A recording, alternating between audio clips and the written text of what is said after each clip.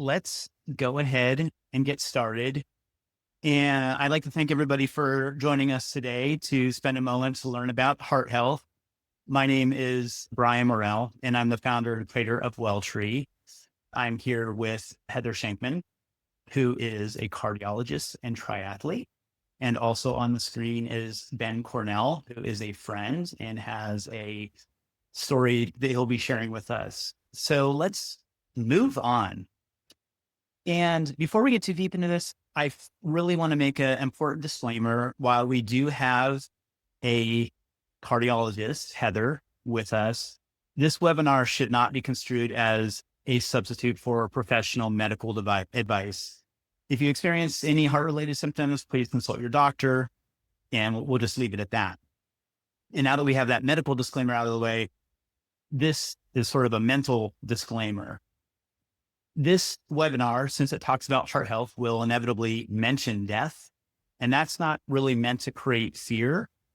Instead, we're really trying to empower you with the knowledge to take control of your heart health. Part of my motivation with WellTree is for people to proactively engage in your heart health. I feel that people often don't prioritize their heart health until it's too late. Either they've had an event or they know somebody who's had an event and then are scared into concerning themselves about heart health. And I strongly believe that knowledge is key to addressing heart health. And I feel like this quote does a really great job of capturing that sentiment. What you don't know can hurt you, but what you do know can save you. So now let's get into the heart of the matter. We'll be throwing out a few heart-related dad jokes along the way. So you may already know this, but it's important to highlight that heart disease is the number one cause of death. The latest data from 2022 says that heart disease caused over 700,000 deaths in the US. So that's roughly the size of Boston. So it's basically like losing a major US city to heart disease every year. That 700,000 doesn't include stroke, which is also related to heart health, and it accounted for over 150,000 deaths that same year. So if you combine the two, that's close to 900,000 heart-related deaths in a year. That's roughly the size, that's actually larger than the city of San Francisco. So that's pretty big. Cancer is number 2 on the list with over 600,000 deaths. They give you a sense of comparison. And I ask, what comes to mind when you think of somebody with heart disease? I think before recently, I would probably think that typically you think of people that are unfit or out of shape, or people that are leading an unhealthy lifestyle, either smoking or having other bad habits. And that's understandable. That's not always the case. The reality is that heart disease can happen to the top 1% of the population. So we're talking triathletes, marathoners, and ultra runners. And that's likely you and people on here. But we're not going to let that happen, because you're here to learn and take your heart health into your own hands. So my hope is that we can provide one nugget of information or compel you to do one thing that you might not have done otherwise, either schedule a physical or talk to your doctor about your concerns or risk factors, or adjust your lifestyle. If I can do any of that, that will be a win. I'm finding that it's really hard to get people interested in their heart health until they've actually had a reason to be worried about it. So I really appreciate you taking the time to educate yourself. All right. So to punctuate this point, this slide looks at some former pro triathletes, and all of these triathletes have one thing in common. And probably guess where this is going. They all ended their professional racing careers because of heart disease. And there are a ton of other pro athletes or triathletes that I could point to. People often like to talk about Jim Fixx, which people that are my age remember that name. He was the early pioneer of marathoning. He popularized marathoning in the US, and he died of a heart attack, which people that don't like to run often like to cite. That is a good rationale to not run. But yeah, he had a heart attack. He was also a smoker before he became a runner as well. And then there's another popular runner, Ryan Shea. He was an elite runner. He was 5 times national champion. He died at mile 5.5 during the 2007 marathon trials in Central Park. Turns out he had an enlarged heart. He had some scarring on that heart. He had an arrhythmia, and that led to his death while racing. And just a couple of weeks ago, we had another world-class runner, Eliud Kipsang, who died while training, and he had cardiac arrest. So nothing has been released about what his underlying heart conditions are. But again, this goes to show that some of the most elite athletes in the world are experiencing heart disease. These days, however, it's pretty common to hear stories of age group athletes dying during Ironman races, and it's often attributed to heart disease. In fact, if you go to Wikipedia, you can find a log of these deaths and all these triathlon related deaths, and it has a cause of death. And oftentimes the cause of death is related to heart disease. And just to be clear, these events are rare. I'm not trying to scare you guys too much, but they're common enough that we really need to take them seriously. And when it happens to somebody that you know and love, it doesn't matter that they're rare. It's a very real thing. And that leads us to this slide. Closer to home here in Los Angeles, just last year, Lukas Temer, who was a friend of many local athletes, died tragically during a casual mountain bike ride. Lukas was a soft-spoken man. He was an elite athlete, and his death impacted all who knew him, including his best friend who was riding with him that day, which is Ben Cornell, who's joined us. Ben, thank you so much for taking the time to join us today. You and I have talked about this, and I know, one, how great of a friend Lukas was to you, and I know how much this has impacted you. And I know this isn't really an easy topic for you to talk about, but so I thank you for showing up. Can you give us a quick overview of who Lukas was as a person, who he was as a friend, and who he was as an athlete, just to paint the picture? Yeah, Lukas was a dad. He was a husband. As you said, he was a soft-spoken guy, but he was an amazing athlete. He qualified for Ironman World Championships multiple times, won the first 100-miler that he ever tried. Running, was the most dedicated training partner, never said no. We'd look at the Saturday night, we'd be texting back and forth, and the weather report would say 80% chance of rain, and Lukas would say, all right, looks like there's an opening during the time we're riding tomorrow, which would always get poured on. Never did either one of us get our feelings hurt if one of us was having a better day than the other. Life was good on the trails with him. He was my trail therapist. We talked about life. We talked about the world. We talked about our spouses. We talked about being dads. Yeah, I attended the service, as did you, Ben. And the one thing, that was a recurring theme. He was the yes guy, always up for doing anything that anybody wanted to do. So I really appreciated that. Ben, to the extent you feel comfortable, can you talk a little bit about the experience from that day? Yeah, so we met at San Vicente in 26, like we had probably hundreds of times in our life. That was our meeting spot to take off. And it was like every other day, just heading up into the hills on our mountain bikes with smiles on our faces, talking about our kids, talking about what we've been up to the previous week. And probably an hour or so into the ride, heading up to where we were going to turn around, and I heard the sound of a bike crash behind me. I thought this is a weird spot to crash, and turned around, and Lukas was down. I wasn't sure what happened, but I very quickly realized that it wasn't good, and trying to fast forward through some of the details. And then bottom line is, I, along with some people who slowly came along the trail, performed CPR for the better part of 20 minutes before the paramedics flew in, and 20 minutes beyond that. So 40 minutes, but unfortunately we were not successful.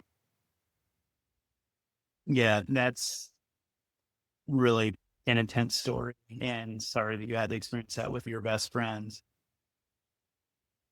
Can you talk a little bit about what impact that's had on you, and specifically what actions you've taken related to your heart health from that experience?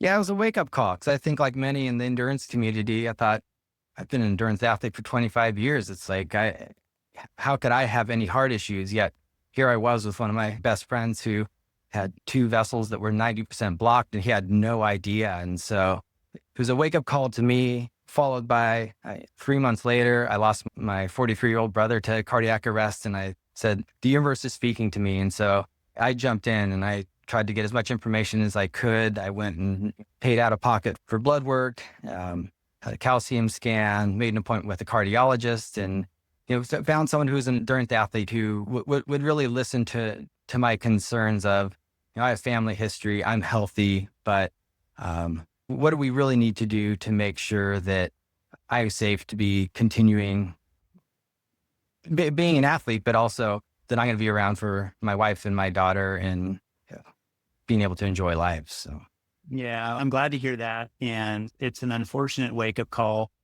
but if there's any blessing from that experience, it's that it's woken you up. And I think maybe it's woken other people up to the potential. So anyway, I'm heartbroken for Lukas's wife, Andrea, who is supposed to be on here. She's actually in Europe right now with her daughter, Matilda. She said she's going to try to make it, but I know it's at pretty much the middle of the night where she is. So I'm glad that she's not, but I'll share the recording. But I think the message is take care of yourself. These stories are literally heartbreaking, especially when there are people that are close to home like Lukas. So rest in peace, Lukas. And thank you, Ben, for sharing that. So with that extended intro out of the way, a little bit about me. As this slide shows, I'm a father. I'm an athlete-ish these days, not the same athlete that I once was. I'm a longtime executive, and I'm a heart health survivor, having suffered an aortic aneurysm, or having had an aortic aneurysm, which was operated on in 2022. That experience, combined with my own family history of heart disease, which was my mom had a heart attack at the age of 50, and then she had a stroke at the age of 62 that left her permanently disabled. Yet, despite that, it was right in my face. And her mom and dad had a stroke and died of a stroke. And all these signs are here. Yet I didn't take my heart health seriously, thinking that I was healthy. I was this competitive triathlete and runner and all these things. I didn't worry about it. I just felt like, okay, I eat well, I work out, I train, I do all the kind of things, but I wasn't consistent with my physicals. And I certainly wasn't proactively advocating for my heart health when I had my physicals. And I was obviously wrong. My aneurysm was found very much incidentally, which is often the case with aortic aneurysms. And if those aren't found, there's a high probability that if it dissects, you could die, right? So I feel, not to be overly dramatic, but I feel lucky that that was found and I was able to proactively manage it and have it operating on. So that experience, combined with seeing too many friends fall victim to heart disease, is what inspired me to launch WellTree, which is my passion project where I occasionally publish some heart health related content. Clearly, I'm not a doctor, but I'm a heart health enthusiast. So I think of myself really as a curator and somebody who attempts to bridge the gap between doctors and you. So next, we'll talk about Heather, who, as you can see, is a mother and an athlete and a cardiologist and a published author. And Heather, I'll let you introduce yourself and maybe you could quickly share us what inspired you to become a cardiologist. Sure. Hi, I'm Heather Shenkman. I'm an interventional cardiologist. I am in practice in Tarzana. I am a triathlete. I should say more retired triathlete at this point because I do have a almost 6-year-old daughter and my own practice that takes up a lot of time. But I still stay active. I still run. I still every so often enter a little race. As for cardiology, it's a field that I wanted to get into because I felt like I could use my knowledge to impact people. Like I could really use my knowledge to not only prevent somebody from having a heart attack or a stroke or cardiac arrest by being proactive with the patient, but also if they do come in with one of those things, I can help them. As an interventional cardiologist, I can take somebody who has a completely blocked artery in the setting of a heart attack. I can open up that artery and literally save a life and save heart tissue. So I'm very passionate about what I do. I'm very passionate about the preventive aspects of cardiology. That's amazing. Must be very rewarding. Heather, did you have any family history or anything personally that compelled you to want to become a cardiologist, or it was just purely driven by your desire to help people? My becoming a cardiologist really was more a desire to help people. As an anecdote to that, I actually have had a heart issue. I had an arrhythmia called supraventricular tachycardia, and had actually occurred after I became a cardiologist. And I've actually undergone a procedure called an ablation to cure me of that rhythm issue. That was about 16 years ago at this point. So I Mm, have been on the patient side of things, Brian, as you have. okay. Thank you for sharing that. I'm glad you got that taken care of. All right. So here's today's agenda. This is the meat of the presentation. So we're going to spend a little bit talking about heart conditions 101 with an emphasis on endurance athletes. And I know not everybody who's on is maybe a competitive endurance athlete today. I'm barely a competitive endurance athlete. So this will hopefully be relevant for everybody, even the non-endurance athletes. We'll spend a little time talking about risk factors, and then we'll move on and give a very quick overview of heart screening options. And then we'll wrap up with some proactive steps that you should take. I'll share either this deck or an ebook after this presentation, so you'll have a takeaway of this content. So let's get into it. So I'm going to start with heart conditions 101. These are the conditions that we will start with. And let's start by talking about AFib. Heather, can you talk about what exactly is AFib? So atrial fibrillation is an arrhythmia. It's an electrical abnormality typically that occurs in the atria of the heart, and it can cause an irregular heart rhythm. In particular, it can cause an irregular heart rhythm that is too fast, sometimes an irregular heart rhythm that is too slow, and can cause symptoms. But also of importance is that it is an abnormal rhythm that can increase the risk of having a stroke. Traditional risk factors for atrial fibrillation are older age, diabetes, high blood pressure, sleep apnea, thyroid issues, amongst others. But actually, atrial fibrillation is more common amongst endurance athletes and people who train for marathons, ultramarathons, long cycling races, endurance, Ironman triathlons. As for why it is, it's thought that perhaps there is some degree of scarring that occurs of the atria or due to inflammation as a consequence of the training. We don't have a great answer necessarily as to exactly why endurance athletes are more at risk of atrial fibrillation, but we do see it more in that population than in the general population of the same age. Got it. Okay, that's really interesting. So more common for endurance athletes. That's good to know. How can athletes recognize symptoms of AFib early? And I think that for those of us that have done a race, you've experienced a racing heart before a start of a race, right? You're amped up, you're anxious. That's probably not AFib, I'm guessing. That's nerves. How do you distinguish what is actually AFib, and when do you need to go see a doctor? It's a good question. Most people with atrial fibrillation who are first experiencing it are going to probably experience rapid atrial fibrillation, which is a sensation of the heart racing. It can be shortness of breath, could even be chest pain. Certainly would be out of proportion to what you are doing at the particular time. If you're in doubt, certainly the right answer is you go see your doctor. You get an EKG, you get a heart monitor put on. But that said, there are ways of potentially detecting atrial fibrillation on your own. If you have a smartwatch, like an Apple Watch, there is an app that's a basic app of the Apple Watch where you can put your finger on the crown of your watch and for 30 seconds, and it will actually tell you what it thinks your heart rhythm is. It's not 100%, but it can possibly detect atrial fibrillation. There's also a commercial device called a Cardiomyopathy that you can purchase. It's less than $100. And similarly, you can use two fingers and your smartphone, and you can do an EKG on your own. And sometimes that can detect atrial fibrillation. That's great. I am a huge proponent of the Apple Watch. I've written several articles about it. I wear mine 24/7, aside from charging and showering. And you can find a number of articles that speak to how Apple Watches have saved people's lives from things like AFib and whatnot. So thank you for bringing that up. I think it's really important for people to know, especially people that might be at risk. So, and then last thing, I think of AFib as, and I think you said it, right? Just put this out there. it's an electrical issue related to the heart. And I think there's electrical issues and there's muscular issues. Is that like the two general categories as it relates to heart conditions, the electrical and muscular? Sounds like a reasonable categorization. Okay, got it. All right. So that's probably enough about AFib. And we'll have Q&A at the end if anybody has any questions. So you can state them for then.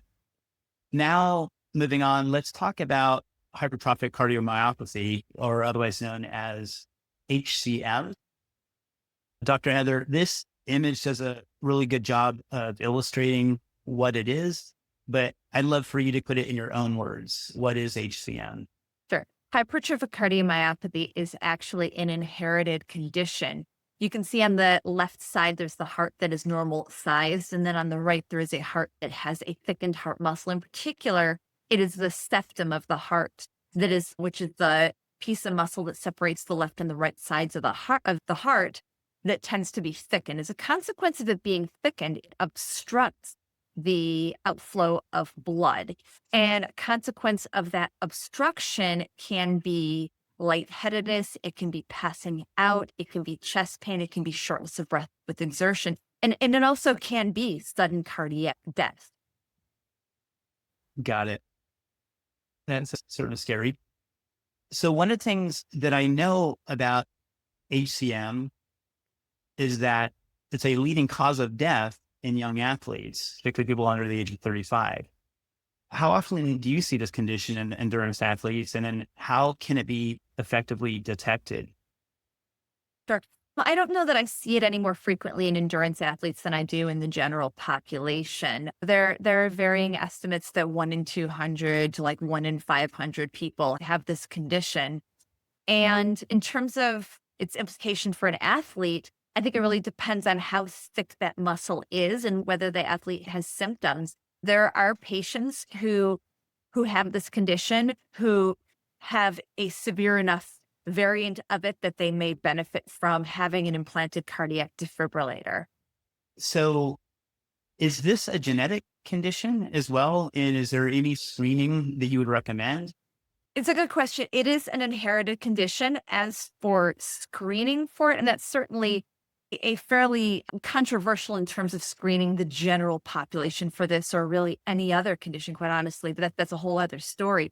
If you know that you have a family member, or particularly a first degree family member who's been diagnosed with hypertrophic cardiomyopathy, or you have a family member who had a sudden cardiac death that was unexplained, or an autopsy was not performed, it may be reasonable to go to your doctor and be further evaluated, see a cardiologist and be evaluated further to see if you might have this condition. I feel like we'll say this numerous times, but it can't be repeated enough. If you have family history, that's when you really need to take this heart disease seriously. Okay, well, let's move on. The next one we'll talk about is coronary artery disease. So, Dr. Heather, this shows that coronary artery disease is a leading cause of death in the US and affects about 18.2 million adults. That's a lot. What should we know about coronary artery disease? Coronary artery disease is something that begins from very young ages. Autopsies done of young men who've died in military conflict have actually demonstrated that some of these young men in their late teens, early 20s already have the beginnings of atherosclerosis or plaque in the arteries. There have been studies looking at children who, even at young, very, very young ages already have fatty streaks, which eventually become plaque and so forth.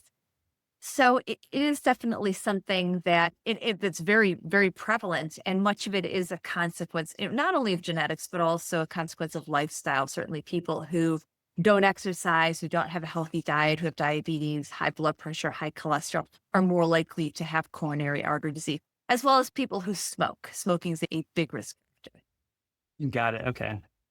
So we often associate heart disease with non-athletes, but is there any evidence suggesting that athletes are at risk for coronary artery disease, especially as they age? And I think, Ben, you talked about Lukas's having significant blockage. I think you said 90%. That's what I heard.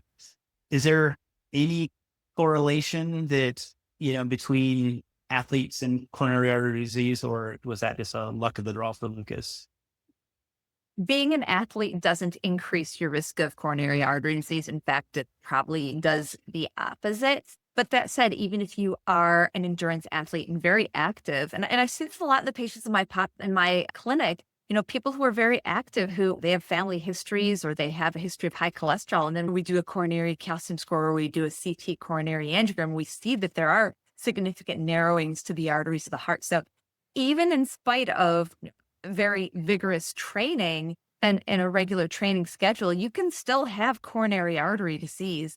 I can speak of one of my teammates who in his late 40s was on a training ride going up stunt and was having chest pain that just was something that was new to him. And then a few days later is out training with Tower 26, swimming in the ocean. He's like, wow, why do I have this tightness across my chest?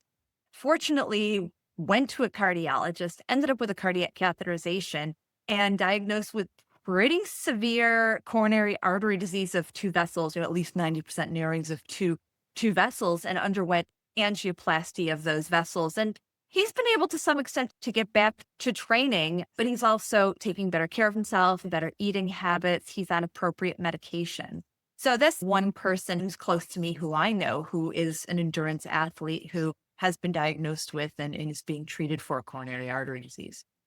Thank you for sharing that. So I think you've mentioned a couple of these. You just mentioned chest pain, but just to re-articulate, what are the warning signs that we should look out for as it relates to coronary artery disease besides chest pain? Right. So coronary artery disease, you're not going to have symptoms unless you're either A, having a heart attack, or B, you have severe buildup of plaque in the arteries. And you can have, if you're enough of an endurance athlete, you can have a severe narrowing of your coronary arteries, but your heart is so conditioned to do the endurance that you may not feel something. But things to look for are chest pain, chest heaviness in particular, often radiating to the left arm or the jaw, shortness of breath, also sometimes jaw pain as well. Sometimes back pain as well. These are symptoms that can be angina or heart-related chest pain. Got it. All right. Well, I think this naturally leads to this next one, which is myocardial infarction or heart attack, which, as you can see in the green box below, that happens once every 40 seconds. So during the course of this webinar, there'll be probably about 80 heart attacks. So Heather, I think people have probably the general understanding of what a heart attack is, and the image paints a pretty decent picture. But what can you tell us about it, and how is it related to what you just talked about with coronary artery disease? So heart attacks, also known as a myocardial infarction, there are many different mechanisms of them. There's something called myocarditis, which is inflammation of the heart muscle. There's also what's called a Takotsubo cardiomyopathy, which is a stress-induced heart attack. These are fairly uncommon, but the most common cause of a heart attack is going to be coronary artery disease. And that's going to be either rupture of a plaque or we call erosion of a plaque. So heart attacks don't happen at those 90-95% narrowings. They actually are more often going to happen at the 30 to 50% narrowings. What will happen is that a piece of plaque will break off, a piece of soft plaque will break off and will travel downstream, and at some point will completely occlude the artery. And when the artery is occluded, the heart muscle that is supplied by that artery starts dying. And when heart muscle is dying and is starved of oxygen, it produces symptoms. It can produce chest pain, shortness of breath, nausea, vomiting, left arm pain, jaw pain, neck pain, back pain, lightheadedness. So those are some of the symptoms of heart attack. That's interesting. Do we know why it happens more in that 30 to 50% range than it does at 90% blockage? Right. So the 90% blockages, so to speak, they tend to be more stable, more chronic narrowings, whereas those 30 to 50% narrowings tend to be more vulnerable and more likely to have plaque erode or break off. Okay, got it. So you just talked about warning signs on the last slide. Correct me if I'm wrong, with those warning signs, I think apply to this slide as well, right? The chest pain, arm pain in the left, maybe some back pain, some jaw pain. Is that fair to say? I think that is fair to say, yes, and certainly anything that is new and not something that is typical for you. Okay, great. So a question that I have is it possible to have a heart attack without warning? And again, I think about Lukas on a ride with Ben going up a hill and happened out of nowhere. Right. I certainly, don't know what happened to Lucas, and I am sorry for your loss of him, both you and Ben and Brian. But certainly there's, a couple of things that can happen in that type of situation. Certainly a heart attack can happen, which can cause the heart to stop, or there can be ischemia or lack of blood flow to a portion of the heart, which can lead to an arrhythmia, which can lead to a cardiac arrest, which I believe we're going to be talking about a little bit later. Okay. All right. Well, thank you for that overview. Let's move on. And so this one is near and dear to my heart, having experienced an aortic aneurysm. And a fun fact I like to mention as relates to aortic aneurysm, this is fun aortic aneurysm trivia. Other people that have died of aortic aneurysms include Albert Einstein and Lucille Ball and Bono, the singer from U2, actually had a aneurysm operated on. I think he also had a bicuspid valve as well, which I think is a correlation. So Heather, we often find aneurysms incidentally. How can athletes reduce their risk, and when might they get screened for a aneurysm? It's a very complex question that you asked there about how do you detect and how do you screen for it. There are a lot of causes for aortic aneurysms. Often there can be a genetic predisposition. So if you have a family history of an aneurysm, whether it be ascending or descending, regardless of the part of the aneurysm, it's something you probably do want to be screened for. If you have some sort of connective tissue abnormality, such as Ehlers-Danlos or Marfan syndrome, it's something you would want to be screened for. Also, people with high blood pressure are at increased risk of aortic aneurysms. And if you have an abnormal heart valve called a bicuspid aortic valve, that's also a risk factor for aortic aneurysms. It certainly is not something that is common enough. So we certainly don't have guidelines that suggest that the general population should be screened for aneurysms. But certainly those are things to keep in mind if you have those risk factors. My case was interesting because I don't know of any family history as it relates to aneurysms. I had a genetic test done and there were no genetic markers that would have indicated proclivity for having an aneurysm. And so mine is a little bit of a mystery. There's also great resources online for a lot of these conditions. I'm in a group called Aortic Athletes for people that maybe have been diagnosed with a aneurysm. There's a very active Facebook group. In fact, I think one person may or may not have been able to join, but he's one of the creators of Aortic Athletes. And for people that have these conditions, whether you've been screened with an aneurysm or there's probably similar groups for coronary artery disease, there's really great resources and support groups online that you can find to get a lot of information from other people as well. Are there any considerations from like a training standpoint for people that might have been diagnosed with an aneurysm? Yes, if you have been diagnosed with an aneurysm, that's certainly something you should discuss with your cardiologist or doctors. But certainly if you have an aneurysm that is of a certain size, there may be precautions in terms of how much exertion you should be doing and whether you should be lifting heavy things. Got it. Yeah, that was the one thing I was told I could pretty much run. A lot of people suggest keeping your heart rate below a certain threshold. So you don't want to go super high heart rate. You want to blood pressure. But yeah, as you point out, not lifting heavy things. Like that's one thing. A lot of weight lifters, they'll experience a dissection because they tend to hold their breath while lifting heavy weights, and that can cause the artery to rupture, as I understand. Correct. All right, moving on. Let's talk about sudden cardiac arrest and sudden cardiac death. I've read that athletes are at 3 times greater risk than sudden cardiac arrest than non-athletes. And in fact, some states have mandated for defibrillators to be accessible in gyms and fitness centers because access to a defibrillator could significantly impact the likelihood of saving somebody's life. In fact, a few years ago, LeBron James's son, he experienced a sudden cardiac arrest while training up here at USC, basketball practice. So, Dr. Heather, what can you tell us about sudden cardiac arrest and sudden cardiac death? What do we need to know? But so sudden cardiac arrest and sudden cardiac death they're one and the same. It's some sort of arrhythmia that causes the heart to not perfuse the body. And as a consequence, you lose consciousness and there's lack of blood flow to the brain and the organs of the body.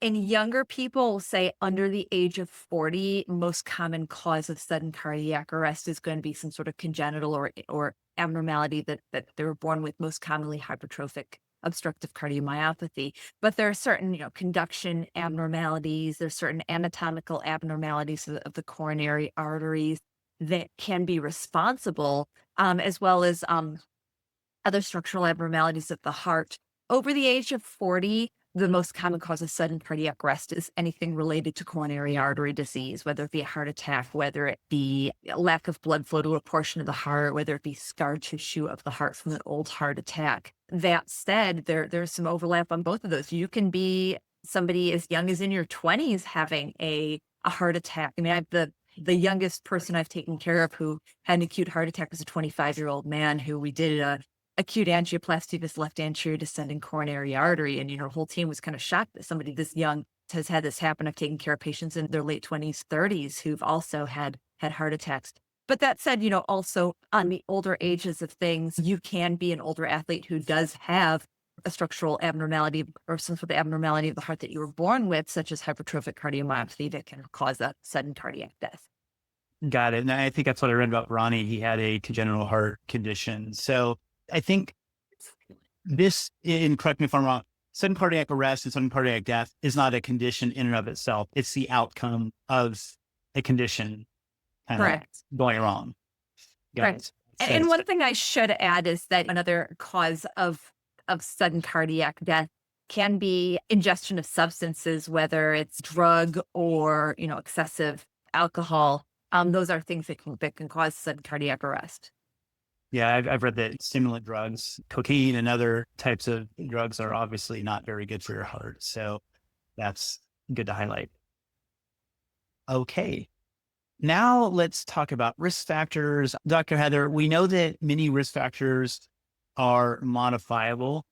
What are the most important lifestyle changes that endurance athletes can make to lower their risk of heart disease? And I appreciated the anecdote you shared about your friend who was this super active athlete and also experienced a heart attack. And you talked about him modifying his behavior. And I think, again, this speaks to, sometimes you feel like because I do all these things, I can then eat garbage or ignore going to the doctor, right? You can't. But I'd love for you to just talk about the lifestyle changes that people in general and endurance athletes specifically should make to lower their risk of heart disease. I think, piggybacking on what you say, even though you may be an endurance athlete, you're not a superhuman. It is important to make sure that you are routinely following up with a primary care doctor, making sure that you don't have high blood pressure, high cholesterol, or diabetes. If you do have those conditions, which, by the way, you can have any of those conditions, even as an endurance athlete, that you are treated for them and are controlled. Avoiding smoking is a big one. Maintaining a healthy weight. I mean, us triathletes, we come in all sizes. We're not all sticks. So even if you are super active, that is going to be helpful for your heart, but maintaining a healthy body size is going to be beneficial for your overall heart health. Eating a healthy diet is important. Leaning towards eating more fruits and vegetables, meals at home, steering clear of fried foods, greasy foods for the most part, saving the sugary snacks, the ice cream, the cookies, the cakes for special occasions and not making them a daily thing. In particular, leaning towards a more plant-based diet. So, free of meat and animal products as much as possible. Plant-based diets have really good outcomes with respect to heart disease, cholesterol levels, blood pressure, diabetes, and actually several kinds of cancers. Avoiding excessive alcohol. Alcohol is actually a direct toxin to the heart. And then managing stress. There certainly is, as I mentioned earlier, a type of heart attack that is strictly a stress-induced heart attack, but also stress leads us to make choices that are not necessarily ideal for our heart health. May make us, drink more alcohol, binge on food that isn't necessarily good for us. So stress is definitely something that's important to manage with respect to heart disease. So it basically sounds like you have to live a pretty boring life to No, have the heart. no, I can run 100 miles and then have a cigarette after just to reward myself. I would never. I'm not a fan, but I'm just being facetious. But yeah, it is. I'm obviously being facetious, but those are interesting to highlight. And I think that sometimes people feel like, oh, I can just have this, and you probably, I'll let you clarify, but you can have the occasional tree, but in general, having this healthy lifestyle is important. So you touch on it a little bit, but I want to double click on it because I think this is a really touchy topic, which is the topic of diet and nutrition. I know you're a vegan athlete, doctor. You've written a book on it. I tried to be vegetarian. Well, actually, I was pescatarian, and I ended up adding some chicken into my diet. So, yeah, I struggled to maintain a plant-based or mostly plant-based diet. Well, I still actually try to have most of my meals be plant-based, but I did add some meat back in my diet. I feel like there's a lot of research that people use to justify whatever they want to eat. But I just would love to get your perspective. We hear a lot about, say, like the Mediterranean diet being a generally good diet for overall good heart health. I'd love to have you elaborate on that, maybe. great. So one thing it sounds like you touched on a little bit is nutrition science. It's not perfect. You cannot control for a population eating an exact same diet in the exact same way for any period of time.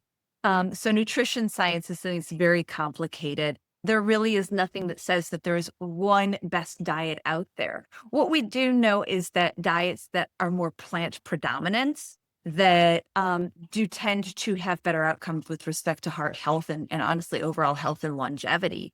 And the diets that are lower in red and meat, particularly red and processed meats, have a lower risk of cardiovascular disease and certain kinds of cancers, such as colon cancer, stomach cancer, breast cancer, esophageal cancer. I am a vegan. I will be upfront about that. I've been a vegan for about 20 years. I've been a vegetarian since I was 16 years old. For me, much of it is an ethical reason. I love animals and I don't want to see them suffer just because I like to eat something. So that's a lot of my motivation. But, in general, it is also better for the environment to eat more plant-based. I think that as it relates to diet, I think you probably know what is always the good thing to eat, and you probably know when you're eating something that's not best for you. So processed meat, red meat, I think we generally know. So at this point, I think we all have a decent understanding, but I think it was worth covering off on. So now let's move on and talk about screening.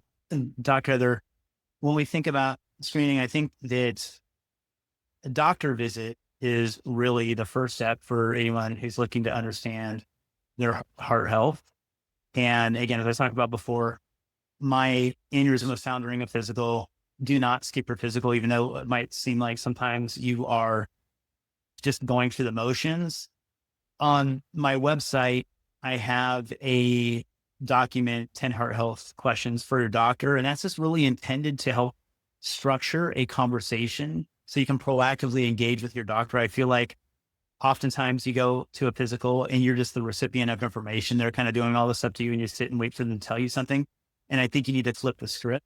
But Dr. Hinder, are there specific things that we should be thinking about as it relates to the doctor visit, in particular, blood tests or blood markers that you might want to look out for as it relates to anything heart related? I think that having a primary care doctor is an important thing. Even I'm a physician and I have my own primary care doctor, but getting that physical periodically, getting the routine blood work, which will include a cholesterol panel. One thing that I think is becoming a little more compelling with research is something called a lipoprotein A or LP little a. It is a marker that is genetic of increased cardiovascular risk that is independent of your general lipid panel. I think about 1 in every 5 people has an elevated lipoprotein A. It's something that you don't need to regularly check, but it's good to do once to know if your level is elevated, because that may guide what testing you might have done, what advice you may get. And then they're actually in the future coming down the pipeline, there may be actually treatment specifically aimed toward lipoprotein A. But otherwise, I think that the test that you described, getting an EKG, getting your blood pressure checked, having your cholesterol checked is all very important. And then further testing based on what symptoms you may have, what family history you may have, or what the results of those basic things are. Got it. Okay. So your doctor will decide based on your family history, based on any symptoms you might be showing, whether or not there's additional screening to be done. So that would be that middle column of an advanced screening. One thing I want to just have a conversation around is these third-party screening services out there. So there are companies that are marketing heart screening, and these are things that people are doing. Maybe they don't have a doctor, or they just want to be extra sure about whether or not they have something to concern themselves about. So I'd love to, and I feel like it is something that is somewhat controversial in the medical world about whether or not these are really worthwhile. Dr. Heather, I'd love to get your perspective on these third-party screening services. I am not a big fan of third-party screening. I think that, there is such a thing as too much testing. There is harm that can come from having too much testing, whether it be radiation that you get from that full body MRI or that CAT scan that you didn't need, or that incidental finding that is not going to ever be of consequence that causes you excessive worry, or that false positive abnormality that takes you down the road to more tests and invasive tests, and that invasive test potentially causing a massive complication. So I'm not a big fan of these third-party screenings. I think that go to your doctor, who I think can provide you with good guidance as to what you truly do need. And if you're concerned further, talk to a cardiologist. Got it. All right. Well, I know we're about at time, so let's wrap up. Here's a summary of proactive steps that you should take. I think we've covered all of these except for the last one. So know your risk factors, get annual physicals, including a complete blood panel. And as Dr. Shenkman, like sometimes you need to ask for some of these things, like LP little a might not be something that is included in a panel. I know I've seen people talk about ApoB, which is another marker of heart things. Like those are things that would be at least worth a conversation. And again, in my document, I've listed some of these things and cited sources for them as well. Engage proactively with your doctor, especially if you're at an elevated risk for heart disease. Get the appropriate heart screenings based on your risk factor. Obviously, maintain a heart healthy diet and lifestyle. As I know, prevention is the best medicine. In fact, I think the stat is that 80% of heart disease could be addressed by prevention. Don't ignore the warning signs. Don't just brush off that chest pain, or Heather kind of talked about maybe back pain or these things. Don't mess around. And then lastly, learn CPR. It's free. You can do it online. I got recertified recently online. And as Ben shared, you might have to actually use it sometime. And, we all want to be good stewards of heart health. So I think one way we can do that is by learning CPR.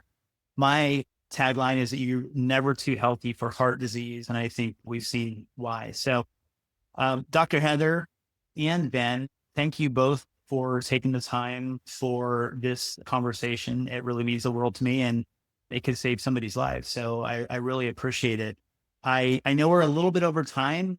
If anybody has a quick question, feel free to drop it in the chat.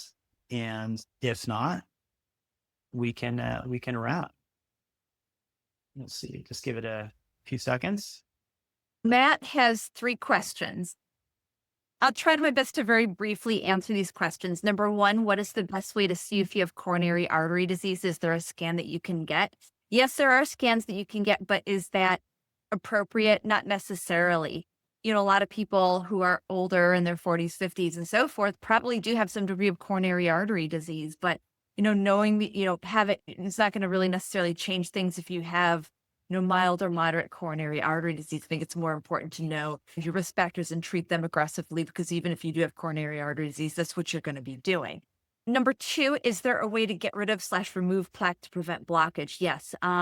Exercise, plant-based diet has great data to demonstrate reversal of plaque buildup, as well as statin medication, cholesterol-lowering medication can actually reverse plaque. Number 3, can you have a low-carb diet and avoid high cholesterol? It depends what kind of low-carb diet you have. If you're eating a low-carb diet that's got lots of, bacon and eggs, no, you're not going to avoid high cholesterol.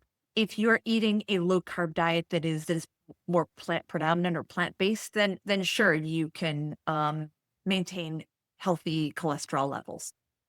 Great. Thank you, Dr. Heather. And on number 2, I know there's a lot of books that you can read that talk about reversing heart disease. So Dr. Heather, she has a book that kind of touches on this. Another one that I read is Dr. Dean Ornish. He has a book that my cardiologist recommended that speaks to reversing heart disease. And again, there is a lot of evidence that speaks to how a plant-based diet can reverse heart disease. So that's a really good thing to consider. So if we have no more questions, let's go ahead and wrap. Thank you, Matt, for 3 great questions. And thank you, everybody, for taking the time to care about your heart health. I wish you all good health, and we'll catch you the next time. Take care. Bye-bye. Thanks, Brian. Thank you.